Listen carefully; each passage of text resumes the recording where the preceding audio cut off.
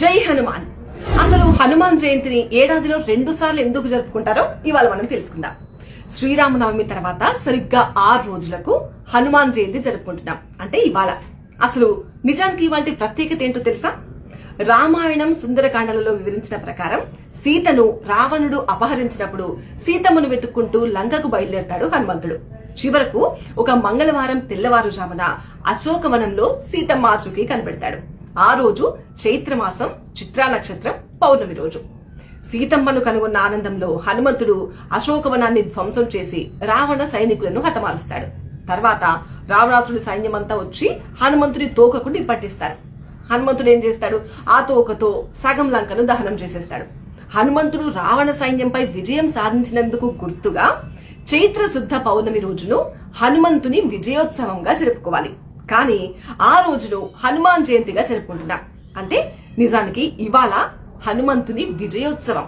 మరి అసలైన హనుమాన్ జయంతి ఎప్పుడంటే వైశాఖ మాసం బహుళ పక్షంలో వచ్చే దశమి పూర్వభాద్ర నక్షత్రం రోజున నిర్వహించాలి. అంటే మే నెల చివర్లో కానీ జూన్ మొదటి వారంలో కానీ వస్తుంది. ఆ రోజే అసలైన హనుమాన్ జయంతి. ఇవన్నీ నేను చెప్తున్న మాటలు కాదు. పరాశర సంహిత వంటి కొన్ని పురాణాలు, కొంతమంది నిపుణులు చెప్తున్న దాన్ని బట్టి మాత్రమే నేను చెప్తున్నాను. జై హనుమాన్. జై హనుమాన్. అసలు హనుమాన్ జయంతిని ఏడాదిలో 2 సార్లు ఎందుకు జరుపుకుంటారో ఇవాళ మనం తెలుసుకుందాం. శ్రీరామనవమి తర్వాత సరిగ్గా 6 రోజులకు హనుమాన్ జయంతి జరుపుకుంటున్నాం. అంటే ఇవాళ. అసలు నిజానికి ఇవాళ ప్రత్యేకత ఏంటో తెలుసా?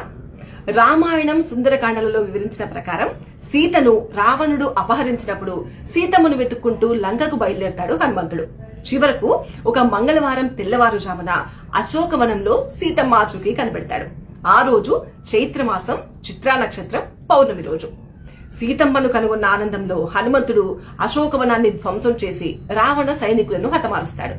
తర్వాత రావణాసుడి సైన్యమంతా వచ్చి హనుమంతుడి తోకకు నిప్పట్టిస్తారు. హనుమంతుడు ఏం చేస్తాడు? ఆ తోకతో సగం లంకను దహనం చేసేస్తాడు. హనుమంతుడు రావణ సైన్యంపై విజయం సాధించినందుకు గుర్తుగా చైత్ర శుద్ధ పౌర్ణమి రోజును హనుమంతుని విజయోత్సవంగా జరుపుకోవాలి. కానీ ఆ రోజును హనుమాన్ జయంతిగా జరుపుకుంటున్నాం. అంటే నిజానికి ఇవాళ హనుమంతుని విజయోత్సవం. మరి అసలైన హనుమాన్ జయంతి ఎప్పుడంటే వైశాఖ మాసం బహుళ పక్షంలో వచ్చే దశమి పూర్వభాద్ర నక్షత్రం రోజున నిర్వహించాలి. అంటే మే నెల చివర్లో కానీ జూన్ మొదటి వారంలో కానీ వస్తుంది. ఆ రోజే అసలైన హనుమాన్ జయంతి. ఇవన్నీ నేను చెప్తున్న మాటలు కాదు.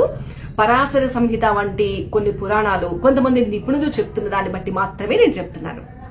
జై హనుమాన్.